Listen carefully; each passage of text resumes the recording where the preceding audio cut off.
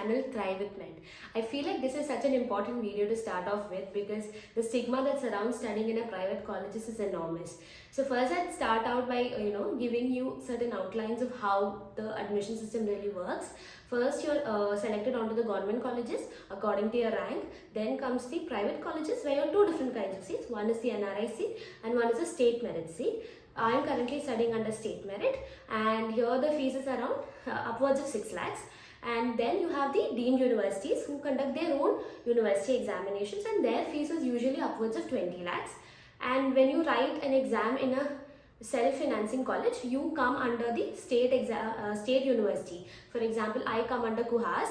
The same exam the government students write and what the private students like us we write. So first I want to take off the stigma around private colleges and really start by congratulating you for making it. It is not an easy task. There are lakhs of people who write NEET and want to be selected onto government colleges, and some people just want to be selected for MBBS because that is a prestigious course, right? I love this course as well. So I'd like to congratulate you. You have really done something. Don't be sad that you didn't get onto a government college. It is okay. And the grand scheme of things, you have to understand that marks are something, but definitely not everything. And life is just giving you another opportunity at a course that you really love. So let's get that out of the way. And the third point that I really want to cover is that don't feel guilty. I mean, it's such a common feeling that a lot of people from private colleges have, myself included, that our parents are spending so much money on us. But trust me, if MBBS is something that you're passionate about, your parents really don't mind spending that money on education or don't mind getting that loan that you got to pay later or they got to pay later. It's completely okay. And I feel like that guilt doesn't really go away, but you definitely have to treat yourself with a little bit more kindness. Your parents are there to support you and really push you forward to becoming a doctor, which is something that I hope that you all dreamed of at some point in your life. Another thing that I really want to cover is that don't expect too much. Private colleges are known to be extremely extravagant, which is not truly the case. Of course, their infrastructure is a lot more updated than the government colleges, and that's because you're paying relatively that amount of fees as well. They don't have a lot of programs, a lot of this and that, but they do have enough patience for you to graduate MBBS. Don't feel like they don't have enough patience. I feel like you can really study whatever you need to be an MBBS graduate by just going around in the OP, in the wards regularly. Even though you might not see all those cases in a single day, along the course of your 4.5 years, you definitely come across something that government colleges probably see on a daily basis. So that's completely fine. It's up to you to how you utilize the resources that your college is giving you. The next thing that I really want to cover is, especially nowadays, that there's so much of a trend in buying your prep or your marrow or everything in first year itself. Of course, if you're a visual learner, if you learn better with videos, it is a good option to go for these. But again, your textbooks are your king. Only read your textbooks first and then go ahead with these videos or whatever works for you actually, but don't rely on them as a single source is what I'm trying to say, because they don't really cover all the base concepts. You have to understand that these whatever these coaching institute, they're really coaching you for PG and not for your first year and second year and all of that. So textbooks are king.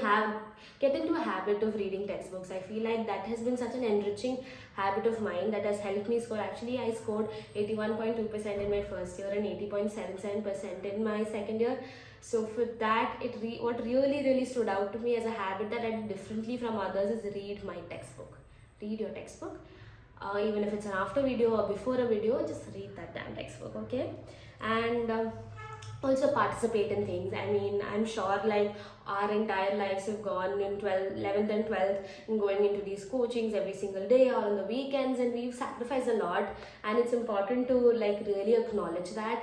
And it's okay, now you can take a break. You've been admitted on to an MBBS course, right? So participate in events, bring back your hobbies, because at the end of the day, it is a grueling course, and there is some pockets of peace that are needed to be included in your day or your week to make this a little bit more worthwhile. And one of the most important points that I really want to cover is about the competition in MBBS. It is tough. It seems like a rat race because you've been trained for that all your life up until 12th standard and up until NEET that it kind of feels difficult to break off of that habit. But I tell you, like, don't do that. Don't compete and make it your life. It is okay. You can teach your friends, you can learn so much from them as well. And this, sort of group studying or whatever it is, that any sort of collaborative learning that works for you is something that you have to include, especially in the first year when it comes to dissection. The more times you teach people, the better you retain it, because at one point you get tired of reading from your text, right? Or just the theory of it. But when you look and you explain and you teach and you try to put that in simpler words, it becomes a lot easier. I've made some of the best friends in college, which I really did not expect. Especially the now that I've studied in a city and I, came here, I did not expect much. But you will find your people, and even if you don't, keep your humanity alive. Help everybody. And the last point that I really want to, cover is that there is a stigma, right? You tell people that you study in a private medical college and they're like, oh really, you know you're not smart enough or you're not thing. But I feel like a lot of that is internalized. Don't let it get into you. It is okay. I mean, at the end of the day, you're doing the same course, reading the same books. But if you're eager to learn, there will be ways that open up for you, paths that open up for you, and teachers who are ready to help you. Get a mentor in your college who can really guide you. And it's important to have a very positive environment when you're studying in MBBS, because it is stressful. And yeah, so that's all I'd like to cover. See you in the next video. Bye bye.